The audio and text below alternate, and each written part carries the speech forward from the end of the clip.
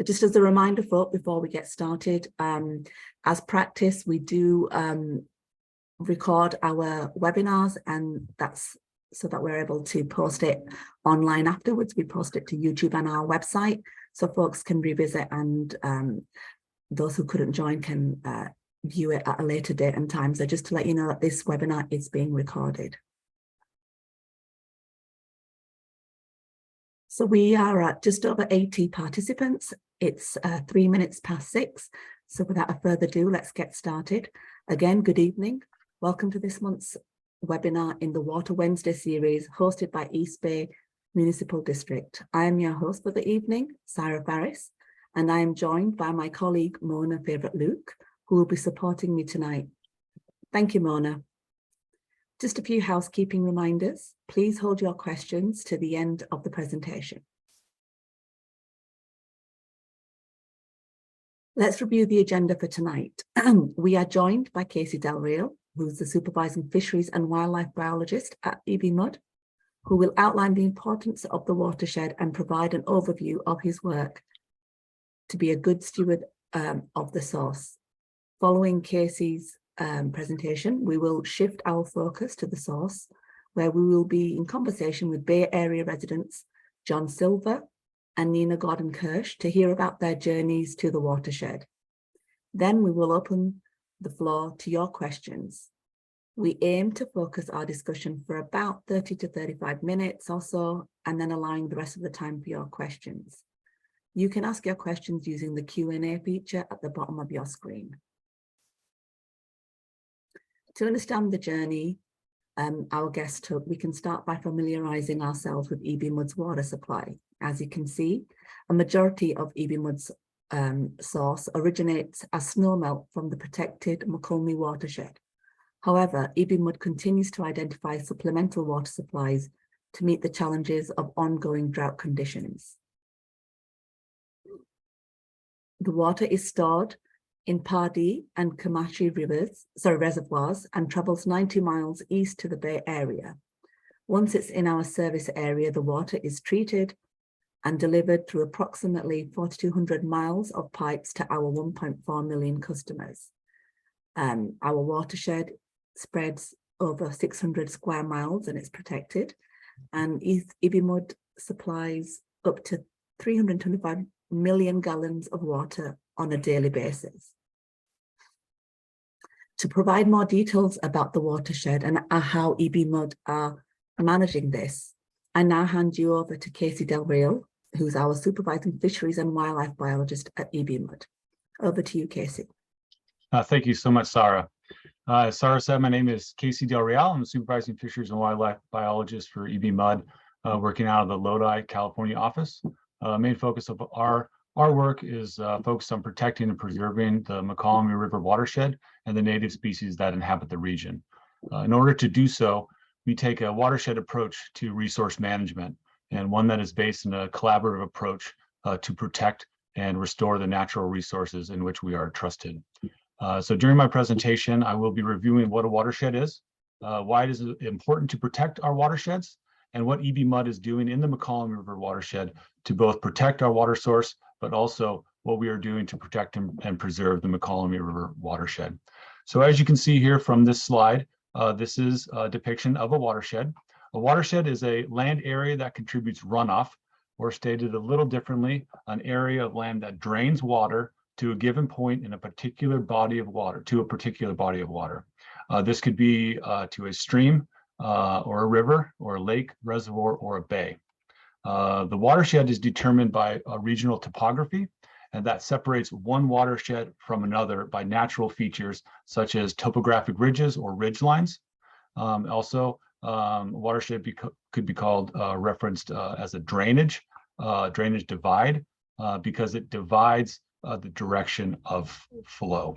All flow within the boundaries of a watershed will drain to a watershed outlet, while flow outside of this boundary will be associated with a different watershed. Surface runoff from smaller streams or tributaries will flow downstream into larger rivers. This means that every stream, brook, tributary, or river that we see across the landscape eventually reaches a larger body of water, and everything that happens within that watershed will influence the downstream reaches. In addition, I would like to mention that surface water and groundwater of a river corridor are linked and also contribute to regional groundwater systems, although today we'll be focusing primarily on surface water within the watershed. Okay, next slide, please. So a watershed encompasses all land use practices, both historical and current, both natural and man-made, which interact with the local geomorphic and hydrologic processes within the naturally defined watershed to influence the overall health of that particular watershed, in addition to the water quality of that river system. This includes the forests and grasslands, streams and wetlands, fish and wildlife, our towns, cities, roads, and infrastructure. Next slide, please. So there are numerous reasons why we would be interested in protecting our watersheds, and this includes safety and for water supplies. There could also be educational or ecological and recreational reasons. There could also be regulatory requirements, spiritual, aesthetic, or cultural reasons to protect a watershed. Watersheds also provide ecosystem services that can promote numerous benefits, including economic benefits and physical and mental health benefits. This is by no means a comprehensive list that I've included here, but a few for us to consider today. I would also be speaking shortly about some of the reasons EBMUD has decided to protect the Mokelumne River watershed, and they include protecting our water supplies, ecological stewardship, and regulatory requirements. Next slide, please. So why are healthy watersheds important? Watersheds supply our drinking water, provide water for agricultural, industrial, recreational means and reasons, activities, and serve as habitat for plants and animals. They play an important role in stormwater quality and flood control. Watersheds capture, store, and slowly release clean water. So getting back to the Mokelumne River watershed, the Mokelumne River watershed originates high in the Sierra Nevada mountain range and flows downstream into the central delta. Within this map, the Mokelumne River watershed is highlighted in green. Pardee and Comanche reservoirs are highlighted in red and yellow, respectively. And EBMUD is not the only water user within this watershed. There are numerous agencies, water districts, and water users within the watershed. Water diversions are regulated by water rights, and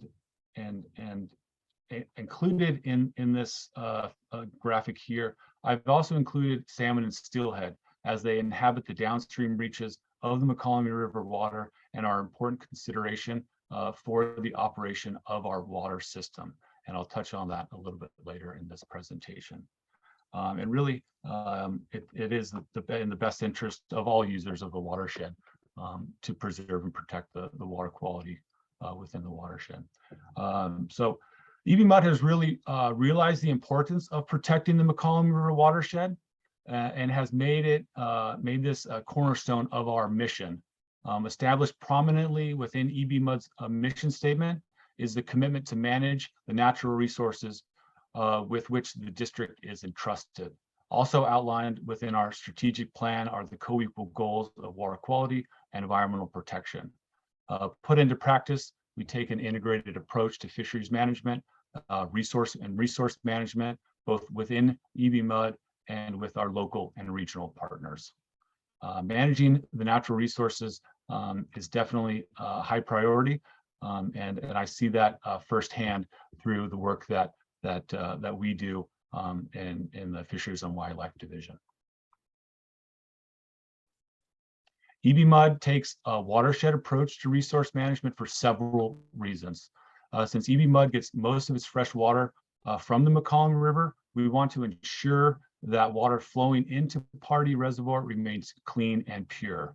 The Natural Resources Department are on the front line of watershed protection within EBMUD. To the left of this slide, highlighted or outlined with the blue line are EBMUD lands surrounding Pardee and Comanche reservoirs. EBMUD rangers patrol the watershed surrounding Pardee and Comanche to ensure that fire roads and trails are properly maintained, that visitors to trails and recreational areas are safe and treat the environment in a manner not to impact water quality, and that unauthorized access and other unauthorized activities do not adversely affect the health of the watershed. These objectives have also been outlined within numerous EBMUD management documents, highlighting the importance of best management practices within EBMUD activities. Now moving downstream, downstream of Comanche Reservoir, EBMUD manages the lower Mokelumne River for the protection and restoration of salmonid species, including Chinook salmon and steelhead. EBMUD initiated construction of Comanche Reservoir in 1963. On the left of this slide, that is Comanche Reservoir and Dam, and just downstream is the Mokelumne River Fish Hatchery and the lower Mokelumne River.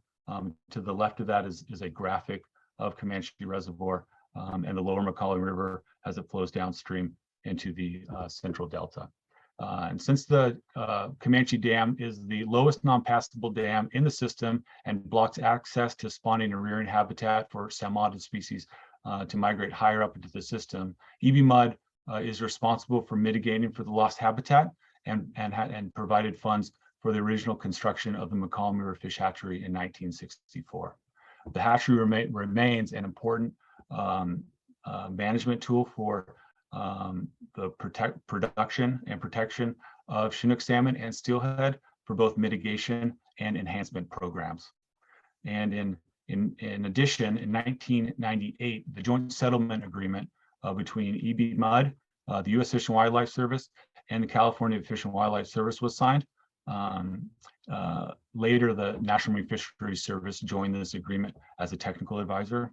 But what the joint settlement agreement did was establish flow and non-flow actions that dictate our management of the lower Mokelumne River and established our long-term monitoring program. And one of the key principles written into this agreement was the concept of adaptive management. Adaptive management provides the flexibility to adjust our management strategies, monitoring program, and special studies based on the lessons learned and changing conditions. The figure here shows salmon counts for 3 distinct periods along within the Mokelumne River. The salmon counts are in the gray bars. The red highlighted areas are drought periods, and the black bars are the average salmon counts during 3 distinct time periods. Going from left to right, it was the pre-Comanche period, the post-Comanche period in the middle, and then the post-joint settlement agreement period. As you can see from the average salmon counts, they have increased dramatically during the post-JSA period, representing an overall improvement to the Mokelumne River salmon run and management of the lower river. So as I said, EBMUD takes a collaborative approach to management of the watershed, and that means working with a variety of different organizations. Here is the list of just some of the organizations that EBMUD works with, and really it is a collaborative and coordinated operation to meet both our watershed protection and stewardship objectives, but also our regulatory requirements. In the upper watershed, we're really looking to coordinate operations, both to protect the drinking water quality, but also looking to help manage federal lands and forest management. Really, also what these opportunities provide is to really have a voice and a seat at the table for managing the upper watershed, the lower watershed, the watershed as a whole, to both secure our water quality, but in addition to implement our management objectives for ecological stewardship and protection. Next slide, please. Moving upstream and kind of pointing again to a collaborative effort of managing the watershed was that the Mokelumne River Wild and Scenic designation. This was a really important milestone, I believe, for the watershed as a whole. It was a real grassroots effort that EBMUD participated in and helped support. It was signed in 2018. It is a state wild and scenic designation that protects 37 miles of river upstream of Pardee Reservoir. It had broad support from environmental and water agency stakeholders. And again, for EBMUD, it really was an opportunity to support watershed protection, but also to protect the water that is flowing into Pardee Reservoir, and was really a great initiative and accomplishment for the watershed.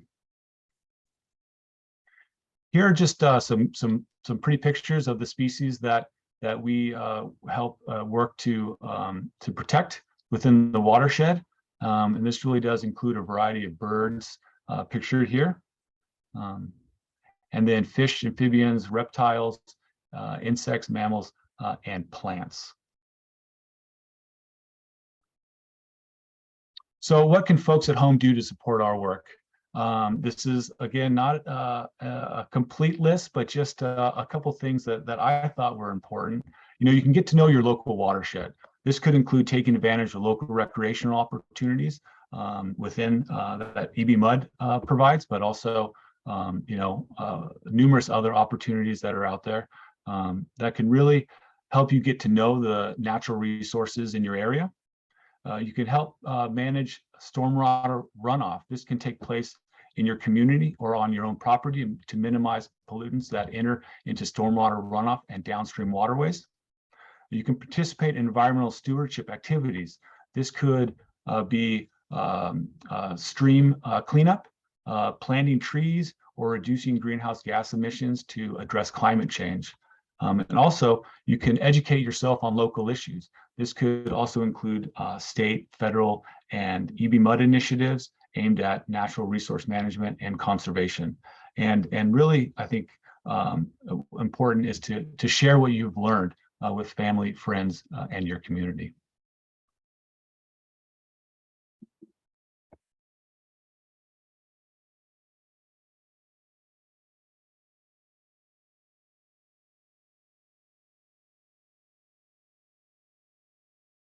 Sarah, I believe you're on mute. Thank you. Thanks for the reminder. Thank you so much, Casey, for sharing your experience of managing the watershed and your day-to-day activities and what folks can do to help.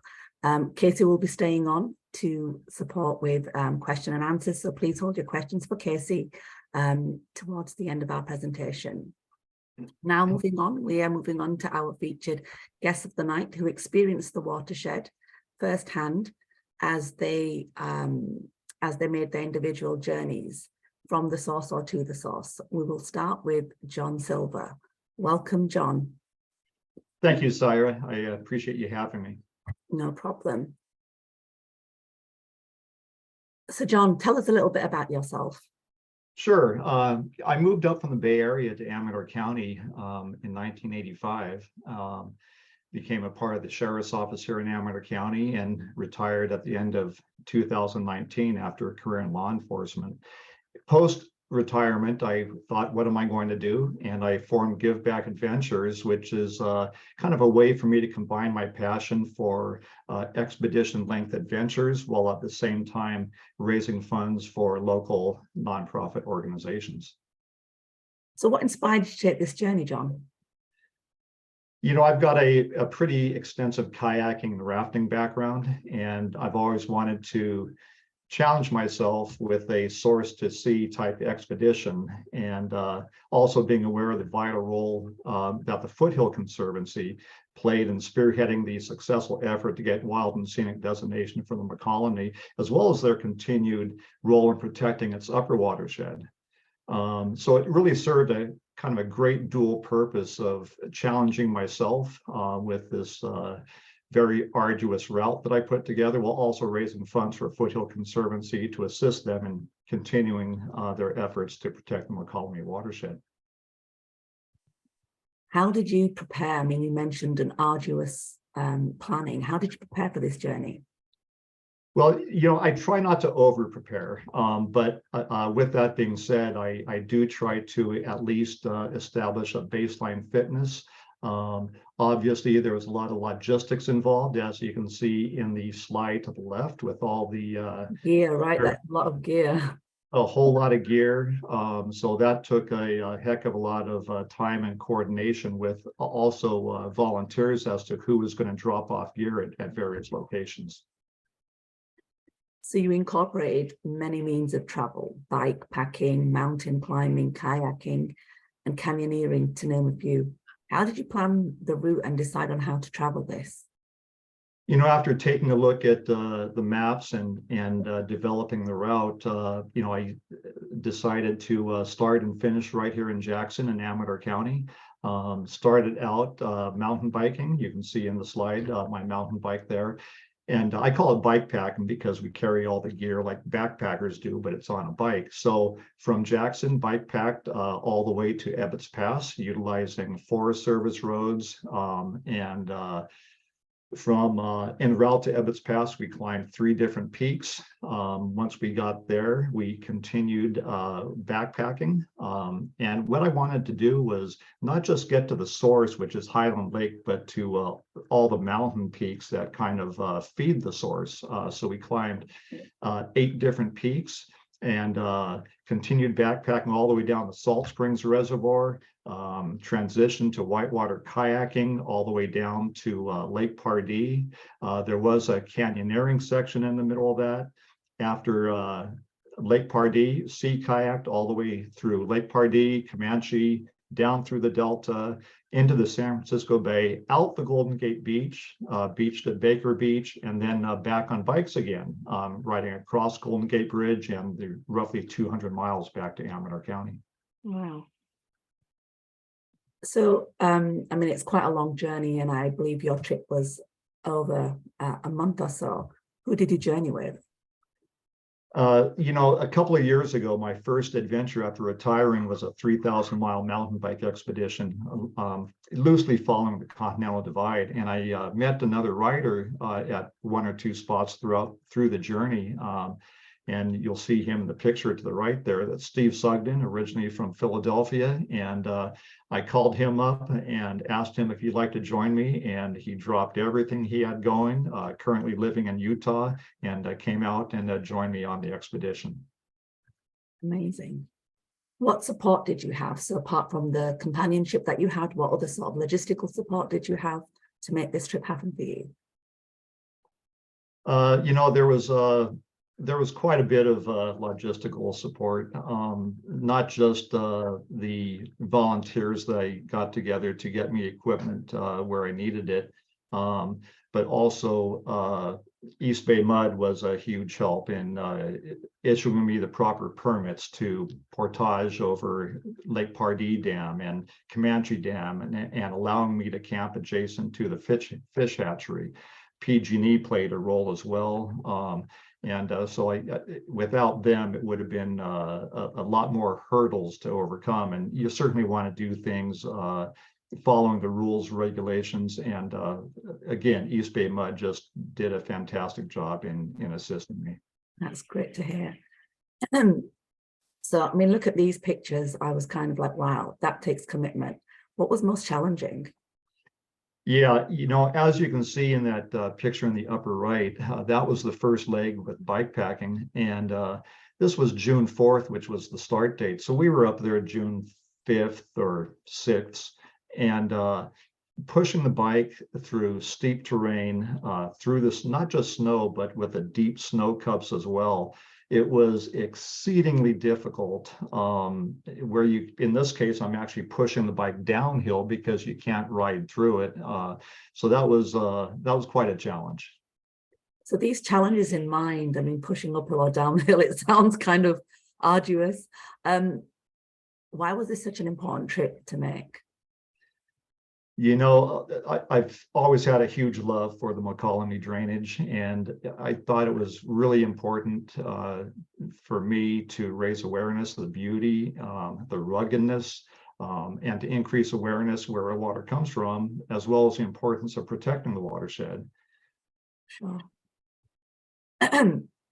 So moving on, what was most surprising about the trip? I mean, you're an adventurer. What were things that stood out to you? You know, there was a stretch of the canyon in this slide, the lower left picture. That's the canyoneering section, and a couple of other friends joined us in that section. And it's only about a 6-mile stretch, but it's extremely difficult, extremely rugged. There was I don't know if there's a photo in this presentation or not, but the canyon pretty much closes out with 40-foot waterfalls, one after another. In fact, it was so difficult, we kind of ended up spending an unplanned night out without any equipment and camping with exactly what you see us wearing. And it got cold that night, down to about 40 degrees. And I always say, when people ask me about these adventures, it's not truly an adventure until something goes wrong, and certainly something that at least didn't necessarily go wrong, but didn't go according to plan. And it builds character. What stood out to you along the way? I know you mentioned the waterfalls, but what do you think you come home and you tell your children or your grandchildren, this was something that I take back with me? Yeah, it's I'll tell you what, the upper watershed absolutely stood out. The first leg of bikepacking was 108 miles. There was 24,000 feet of elevation gain. The peak in the photo to the left is Mokelumne Peak. That was one of the ones that we climbed. Every single day surpassed the next day. You feel as though you get a lifetime of memories with each and every single day. But with that being said, I was absolutely astounded on the lower Mokelumne, specifically below Lake Comanche, with the not just the beauty of it, which was stunning in of itself, but the abundant bird life was absolutely amazing. I think in a social media post, I characterized it as a day-long Audubon moment. Just absolutely spectacular, with egrets and owls and other birds of prey. Right, and Casey had shown us some of the ones that we were making an effort to conserve and protect as part of our role as EBMUD as well. Mm-hmm. So that being said, I know there might be some overlap, but what was most memorable for you then? Oh boy, there were so many. I'm going to kind of go back to that canyoneering section. The special thing about that was, the two friends were very close friends that I've done a lot of adventuring with. And it ends at this place called Roaring Camp, right on the banks of the Mokelumne River. And we had planned to make it all the way there. And it's the weekly steak night. And they were going to buy us, 4 steak dinners. So we were looking forward to that all day long. And I'll tell you what, not making it and knowing that there were 4 steak dinners waiting for us, and knowing my wife was down there as well, probably wondering where the heck we were, that'll be something I won't forget. But that was just, again, one small, super memorable moment amongst so many others, which we would never have time to talk about here. Great. So now that you've experienced the expanse of the watershed, what's your impression and understanding of how EBMUD are managing the river health of the water supply? I have a very, very positive impression, particularly with, because I've lived in Amador County so long, with how they manage Lake Pardee. For those who aren't aware, Lake Pardee, people do recreate on it as far as fishing, but there is no water contact, no water skiing, no swimming, and that's all to protect the water quality for the end users in the East Bay Mud service area. So they just do an absolute fantastic job, as does the the fishery and wildlife biologist as well, which I ended up meeting a few of the folks that work for Casey, and they helped us with another issue that we had. But I was very impressed with them all the way through, from them permitting me for portions of the event, going through their lands, as well as just their ongoing method of operation. Great. I'm sure our viewers will be happy to hear that. What would you like others to know about the places and the water you experienced? So, you mentioned that you felt like it was pristine and clean. They weren't allowing folks into Pardee Reservoir in terms of contact with skin. What other things can you share with us that you experienced about the water? And that's a great shot of you, both river kayaking and sea kayaking. Yeah, that shot looks like it's below Lake Pardee Dam, and the shot to the left is on the Devil's Nose Stretch, which is part of the Wild and Scenic section. But at any rate, I really think it's extremely important for people throughout all portions of the watershed to understand where their water comes from and the importance of protecting the watershed, and really to become, as Casey mentioned during his presentations, better stewards, taking a proactive approach to protect such a vitally important resource. And what would you like others to know who may not have the opportunity to make the journey you did? I mean, you had several different modes of traversing the topography. I'm not going to be able to do that, and I like to hike on a weekend. I could never see myself getting into a kayak. What things can you tell folks who may never have this opportunity? Yeah, it was a heck of a adventure, 600 miles with over 50,000 feet of elevation gain from the peaks of the Sierra to, this shot below the Golden Gate Bridge. But besides the utter beauty and the amazing scenery I experienced, I feel it's important for them to also know how fragile the ecosystem of a watershed is. And again, how important it is to protect such a precious resource. Simply put, water is life. And it's our responsibility to make sure it's protected. Right. And finally, when you finally made it to your destination, how did that feel? Yeah, this was really an epic moment, even before then, because when we we're going from the San Quentin Beach, where kayaking towards Angel Island, and when we rounded the point and saw Angel Island, the winds had stopped. It was slack tide. It was the only calm conditions we had. And as you look towards the west from where we were, seeing the Golden Gate Bridge in the background, and then to paddle underneath it, I'll tell you what, it was well, Steve said it was a spine-tingling moment for him. For me, I'd be lying if my eyes didn't water just a little bit, just considering not just the beauty, but the enormity of the expedition as well, and seeing it, fall into place. Well, congratulations. That was quite some adventure. And thank you for sharing that with us today. And we'll circle back and have you answer some questions. I can already see folks putting those questions in the Q&A. So thank you for sharing your story with us.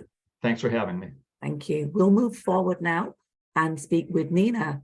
And Nina did her adventure in a little bit of reverse. And so, Nina, why don't you start and tell us a little bit about yourself? Sure. Thanks so much.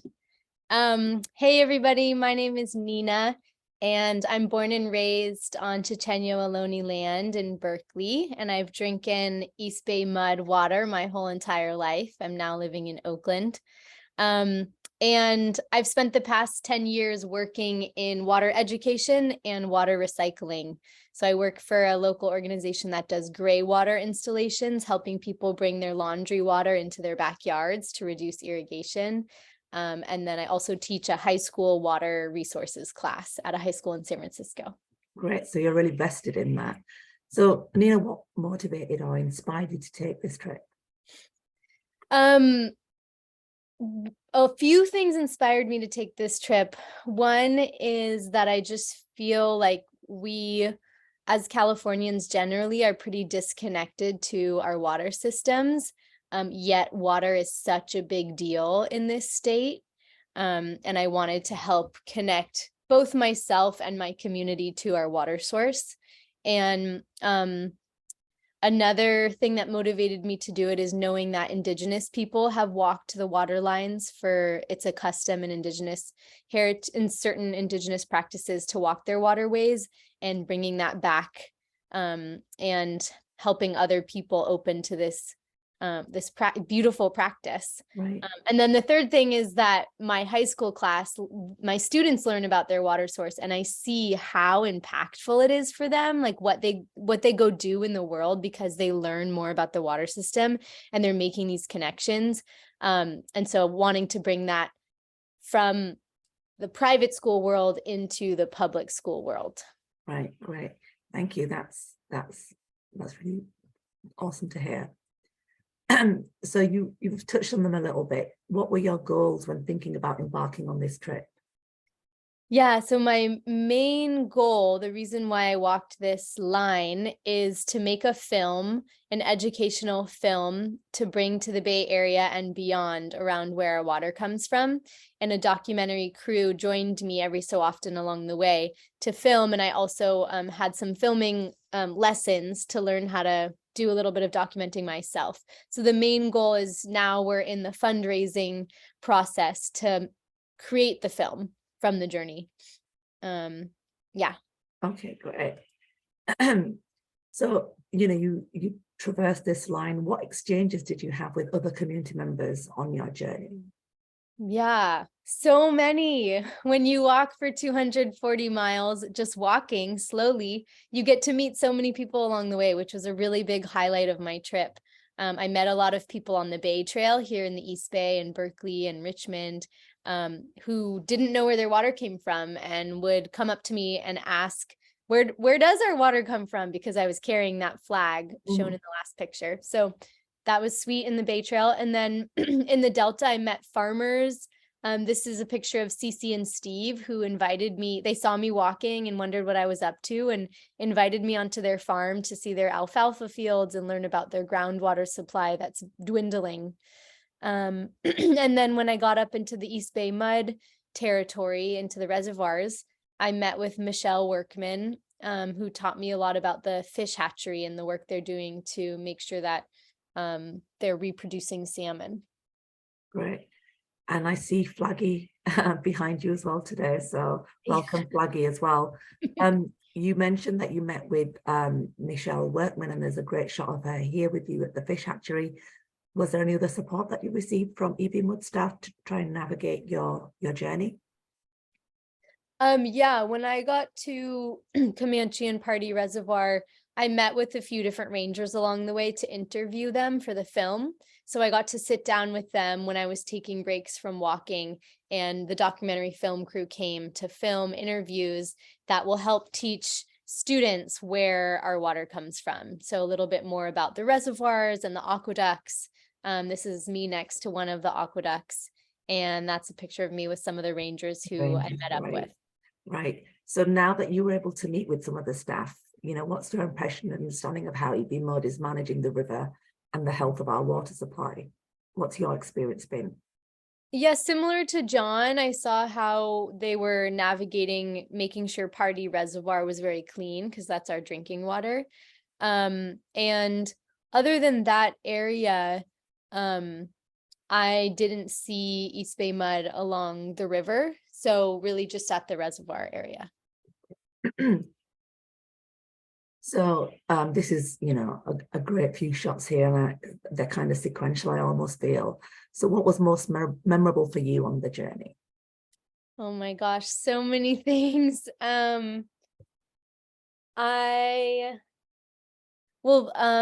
Let's see, meeting the Mokelumne River. So on day 11, I spent the first week or so along the bay, and then I met the San Joaquin River, and then finally got to the Mokelumne, because the Mokelumne is a tributary to the San Joaquin, which is then flows into the bay. So getting to really meet the river and be like, oh, these are the waters. This is the river that's bringing life to the Bay Area. That was a highlight moment. And then also being up at the very end of my journey, I was in a deep river canyon that John also traversed in the opposite direction. I went up and he went down, and it was an off-trail travel backcountry portion of the trip that just felt so wild. Like there was bear and rattlesnakes and waterfalls and gorgeous views and salt springs and like just really beautiful pieces of nature that I got to witness and see this river moving through a really gorgeous canyon. Wow, it sounds like magical. Yeah. So what was the most challenging for you along the way, along your journey? You know, I know John had mentioned all these different logistical things that he had to do and traversing, you know, the landscape that way. What was challenging for you in your journey? Yeah, I would actually say that the logistics was way harder than the actual physical journey.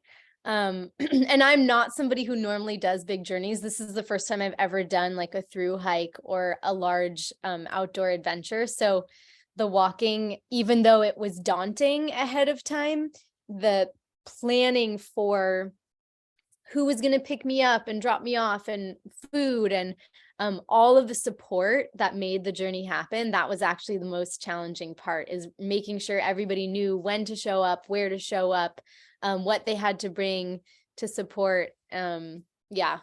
And then I'll say physically, the hardest physical part of the journey was that backcountry canyon for me, because we were Right. off trail, and it's just really hard to not be on a trail. You have to like find your own way and walk on ground that's not super stiff, and scale sides of granite. And it was scary and hard and beautiful. Yeah, I mean, there's a great shot of you here with John.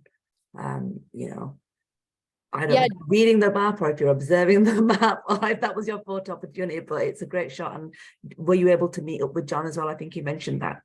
Yeah, John was a huge help for me. So he did most of his journey in June, and I did most of my journey in July.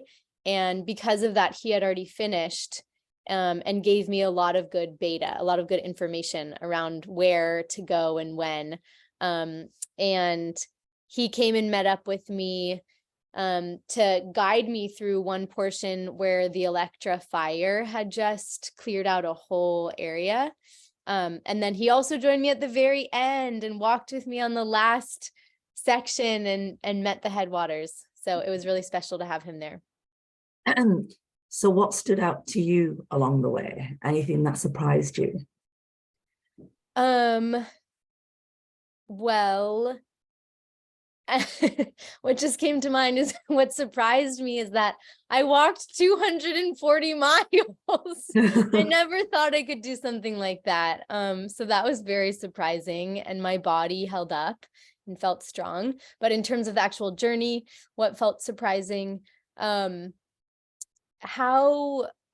friendly people were. You know, we're living in COVID times where people are generally a little bit afraid or more inward turning.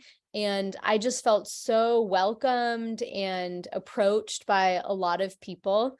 Someone bought me ice cream because they loved what I was doing. Another person offered to host me for a few nights. It just felt like, wow, people really care about water if we give them the chance. Right. And that sense of community, right? You were able to connect in a time when folks were, like you said, were inward and retreating. And that's another great shot. And that's Pardee Reservoir behind us there. Yeah. And the picture on the right is my brother and I, and one of the rangers named Greg brought us on Pardee Reservoir to teach us a little more about the water system. So we're on a boat with him. Great. So what was it like when you finally got to the source? I mean, this is Highland Lakes. So yeah, how did you feel? Unreal. I had been there once before in my life as a scouting, like a few years ago, I think in 2019, to scout this as possibly being the ending spot for the journey, and hadn't been back since. And coming there again, but after walking there instead of driving there, and after being on this huge journey, felt like coming home. It felt like, wow, like these are the waters that have fed me and have made my life possible for my whole life.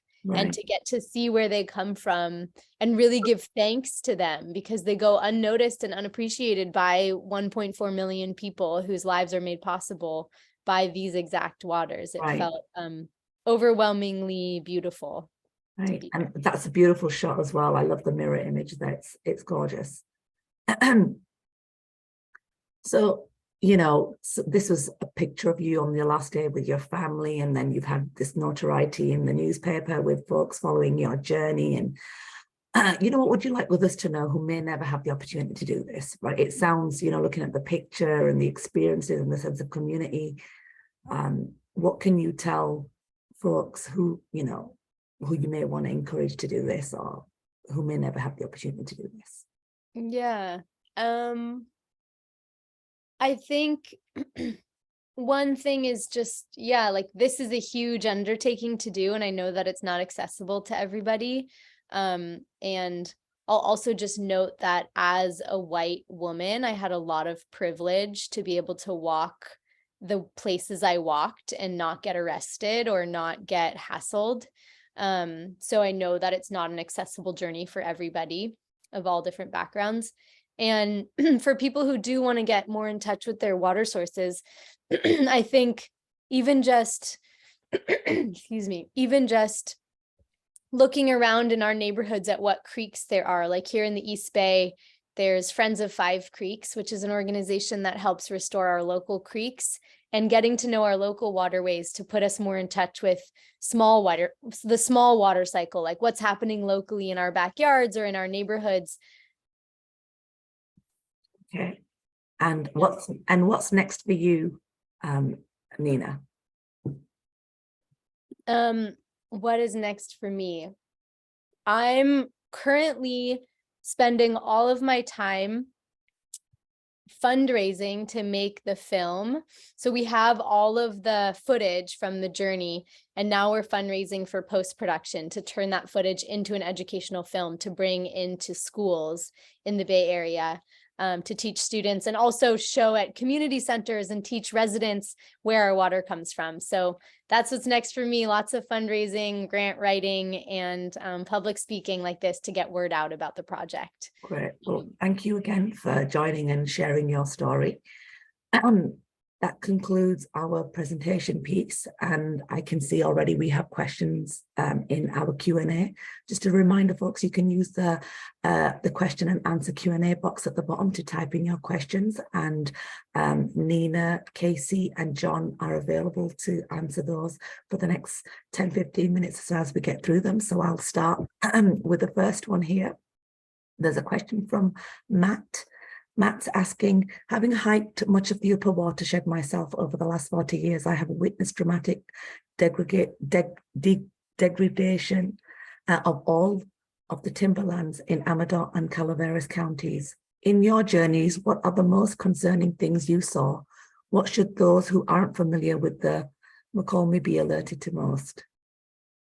And either one of you, John or Nina, can answer that. Yeah, I'll go ahead and start. I started my journey on June 4th. I finished on July 3rd. So the next day, July 4th, was my first day home. My goal was to eat 10,000 calories and get 18 hours of sleep, which never happened because that's when the electrifier started. And my entire neighborhood and pretty wide area was evacuated.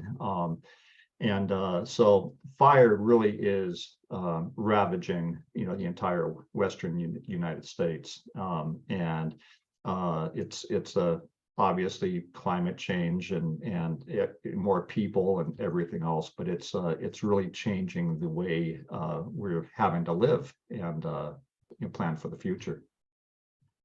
Thank you. Nina, did you want to add to that? No, that's great. Thanks, John, for answering. Okay, so our next question is for Casey. Casey, we have Fran who's asking, in your presentation, there was a slide which read various boxes, riparian and senior appropriation. What does that mean? Okay, Let me just make sure. Yes, I'm off mute. Yes, so those are different types of water rights. This is not my area of expertise, so take this with a grain of salt. But those are types of water rights that are along the Mokelumne River. The riparian water rights allow diversions, surface water diversions from the river for landowners that own property adjacent to the river. So those a lot for the Mokelumne River, that really means for agricultural purposes that are adjacent to the river. The appropriate water rights, I believe, allows someone with this type of water right to take water for non-riparian lands. And I believe the appropriate water rights really date back to the gold rush era when miners were diverting water from the river for hydraulic mining and other mining areas. So that box was to just really represent diverters along the Mokelumne River downstream of Comanche Dam. And EBMUD has to maintain releases for those types of diverters to be allowed to divert water from the river as long as there are no curtailment issues in place. Thank you.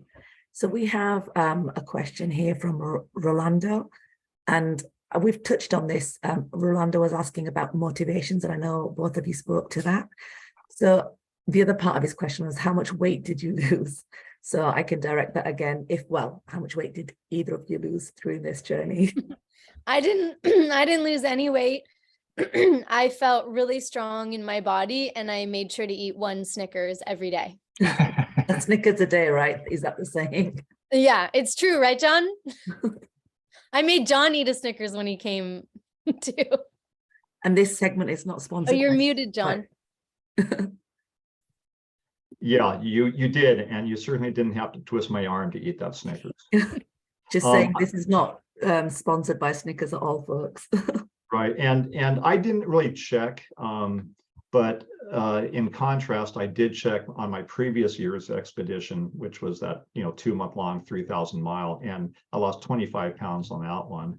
Next year, I've got the Pacific Crest Trail through hike, and so trying to get calories, Snickers or whatever it is, it's a nonstop battle because you're running at a calorie deficit. So another question from the same guest is, did you sustain any injuries that made it hard to complete your journey? I luckily only had a very minor injury. I had a muscle or ligament cramp in my shin near my calf, and I just had to massage it and treat it with Tiger Balm, and I was okay. Okay. Yeah, and I was good. Steve had a Achilles issue for over a period of days, and then somebody who joined us on the canyoneering stretch, he suffered from heat exhaustion, which kind of led to us having to cut our day short. Great. We have another question from Karen. Karen's asking, might you talk about the future of watershed given the climate change, snowpacks, water flow, reservoir volumes, etc.? Now that might be something that we can look to and put on our list for the series for next time, unless Casey, you wanted to speak to that. Yeah, I mean, I think that definitely would be a very interesting topic for another Water Wednesday, and hopefully, we could provide that. But I know the district is taking this seriously, trying to look to the future for our water management and water supplies. There's things that we're doing right now in terms of supplemental supplies. During dry water years, we can take advantage of the Freeport project and divert water at the Freeport facility to our reservoirs in the East Bay, which has been really important to get through some of these recent drought periods. We're also looking at doing water transfers, but also modeling and monitoring is a big component of the strategy to model and manage for climate change, and coordinated releases also. And that's a big part of managing our reservoirs. Speaking in terms of the fishery side of this issue, EBMUD is trying to manage for Chinook salmon particularly, which is a cold water species, and that's for Chinook salmon. This is the southern extent of their entire range, so that really does present some unique challenges for us on the Mokelumne River. But again, like I kind of talked about in our presentation, it's really a coordinated effort that we do. There are certain things that are outlined in the joint settlement agreement that we try and follow, particularly cold water management. And so we really manage the reservoirs jointly to try and preserve that cold water for releases in the fall for returning adult salmon. So those discussions start in April and May. And last all the way through lake turnover, which recently just happened. And so it is, this is a very, this is a topic that does receive a lot of attention in EBMUD, and really trying to address it through coordinated, collaborative coordination within the district, with different agencies and our river partners. Okay. Thank you for that, Casey. There's a question for you, Nina, from Andrea. What were the kids that you teach most excited about, or what surprised them the most about your trip? Generally speaking, when I teach water resources to these high school students, they're most excited to see the place where their water comes from. We take them camping to Hetch Hetchy because they're San Francisco students, so they get their water from the Tuolumne River. So yeah, learning like the actual source of where their water comes from. And then I'll also say that in the recent years, a lot of my students are very much interested in social justice issues and want to know more about equity and who's getting access to clean water and who's not and why. Great. We have a question. Again, it's a little bit more general, and I think, Casey, it might be best for you to answer this, please. Can you inform us more about the Colorado River water as a source? How does it get into our water supply and how often? I know Colorado water is very, very precious. Yeah, so the Colorado River is not part of our water supply. I believe Colorado River water is diverted for use in Southern California for water districts down south. But for the Mokelumne River and for our service area, Colorado River is not part of our water source. Thank you for clarifying that. Another one for you, Casey, from Alana. On the water rights map, PG&E looks to be at the top of the map. Is there concern about overusage or contamination from this large corporation that has access to the top of the watershed river line? Right. So, the upper watershed, I believe it's something like there's, 600 square miles. Hopefully I didn't butcher that fact, but, a lot of the upper watershed is protected. So that's one of the reasons why the Mokelumne water is really such high quality. And so operation of those dams upstream by PG&E, I don't think there is as much of a concern with contaminants because of just the water quality is really high. And I know that EBMUD coordinates operations with them in terms of their water rights, but also their releases.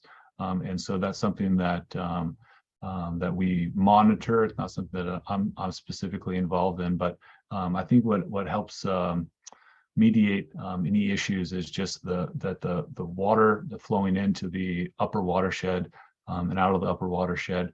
90% of our supply is snow melt. It's coming from the High Sierra, which really provides a high quality watershed and a fairly pristine watershed at that. Thank you. We have 2 more questions, and I want to remain respectful of folks' time. We still have our participants online. The next question is from LB. Are there volunteer opportunities to help restore habitat for the salmon runs in the Mokelumne River watershed? And I think that might be for you, Casey. Yeah, sure. So we have an active restoration program on the Mokelumne River. There's kind of two sides for our salmon management. There's the monitoring. We have long-term monitoring programs that we really use to leverage for making management decisions. It's really a data-driven decision-making process. And then there is our restoration action. So, and then also the hatchery that we participate and coordinate with. But we do conduct annual restoration operations. Just recently, we've been restoring floodplain in the Mokelumne River day use area. And now we are looking for river partners further downstream to restore additional floodplain habitat. We also import appropriately sized gravels into the river to create spawning habitat for salmon. And so there was a model that was developed in a partnership with UC Davis to kind of create model for spawning habitat in the Mokelumne River day use area. That has been completed, and at this point we're doing a lot of maintenance. We're doing annual maintenance of importing appropriately sized gravel. We haven't historically had volunteers assist with that work, but we do have volunteers come out, and there's an annual river cleanup that we do. But in terms of the restoration projects, we have had school groups come out and through a program called SLUES, and have done outplanting projects. And part of the restoration work for the floodplain specifically, there is a outplanting component to that. So you're welcome to contact me. If you have any questions, I could get your contact information, and we could explore volunteer opportunities. Great. Thank you, Casey. And our final two questions before we wrap up for tonight. How will the proposed Delta Tunnels, Delta Conveyance project impact our water supply? Is that something you can speak to, Casey? Yeah, again, this isn't necessarily my area expertise, but I know that those conversations are still going on. We've had the opportunity to review some of the documents that have recently come out to ensure that our water supply is not in jeopardy.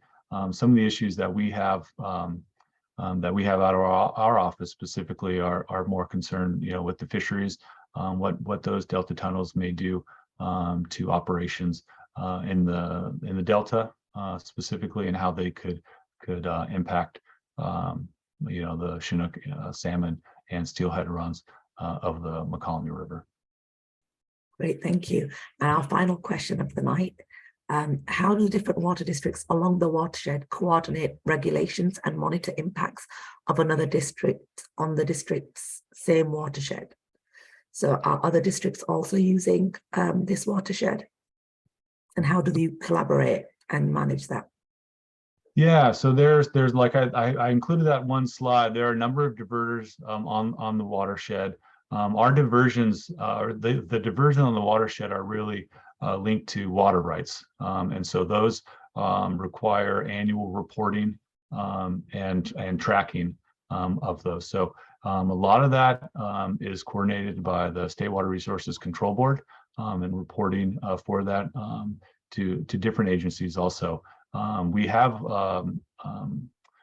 lines of communication open with a variety of different agencies along the river, so that we are able to coordinate those operations, because it's important to know, when people are releasing water.